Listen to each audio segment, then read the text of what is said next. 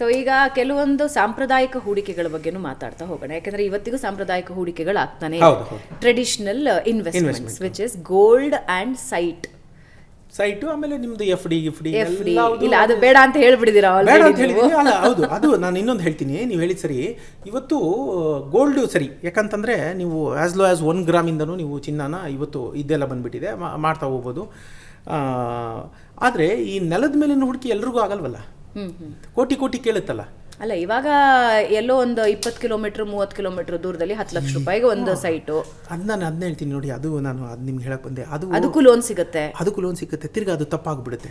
ಬೇಡ ಅಂತ ನಾನು ಹೇಳ್ತೀನಿ, ಬೇಡ ಅಂತ ಹೇಳ್ತೀನಿ. ಯಾಕೆ ಗೊತ್ತಾ ನೋಡಿ, 10 ಲಕ್ಷ ರೂಪಾಯಿ ನಿಮ್ಮ ಹತ್ರ ಇದ್ದರೆ ಇದ್ದೂ ನೀವು 15 ಕಿಲೋಮೀಟರ್ 20 ಕಿಲೋಮೀಟರ್ ಹೋಗಿ ಸೈಟ್ ತೊಗೊಂಡ್ರೆ ಅದು ತಪ್ಪಾಗುತ್ತೆ. ಇಲ್ಲದೇ ತೊಗೊಂಡ್ರಂತೂ ಇದ್ದಿದ್ದು ದೊಡ್ಡ ತಪ್ಪು. ಯಾತಕ್ಕೆ ಅಂತ ಹೇಳ್ತೀನಿ. ನೀವು 10 ಲಕ್ಷಕ್ಕೆ ಕನಿಷ್ಠ 12,000 to 15,000 ರೂಪಾಯಿ ನೆಕ್ಸ್ಟ್ 20 ವರ್ಷ ನೀವು EMI ಕಟ್ಟಬೇಕು. ಈ ಸೈಟ್ ಬೆಲೆ ಎಷ್ಟಾಗಿರ್ಬೋದು ಇನ್ನು 20 ವರ್ಷ ಬಿಟ್ಟು? 10 ಲಕ್ಷ ಇದ್ದಿದ್ದು 30, 3 ಟೈಮ್ಸ್ 30, 35, 40 ಅಂತ ಇಟ್ಕೊಳ್ಳಿ. ಇದೇ 15,000 ನೀವು ಇನ್ನು 20 ವರ್ಷ ಹಾಕೊಂಬಂದ್ರೆ 1.5 ಕೋಟಿ ಆಗಿರುತ್ತೆ ಮ್ಯೂಚುವಲ್ ಫಂಡಲ್ಲಿ. ಇದೆಲ್ಲೋ ಹೋಗಿ ನೀವು ಮನೆಯೂ ಕಟ್ಟಲ್ಲ, ಅಲ್ಲಿ ಗಿಡ ಬೆಳ್ಕೊಳ್ಳುತ್ತೆ. ನಿಮ್ಮ ಸೈಟ್ ಯಾವುದು ಅಂತ ನಿಮಗೆ ಗೊತ್ತಾಗಲ್ಲ.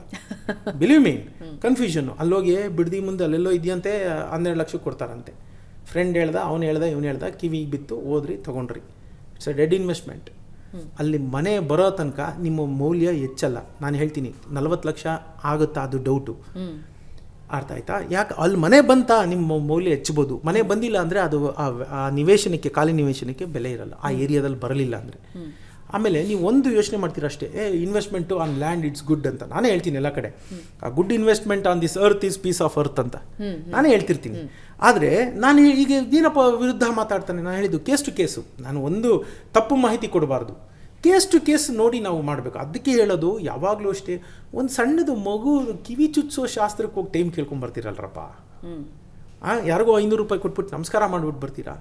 ಅಷ್ಟೇ ತಗೋತಾರೆ, ಜಾಸ್ತಿ ತಗೊಳ್ಳಲ್ಲ. ಹೋಗಿ ಕೇಳಿ.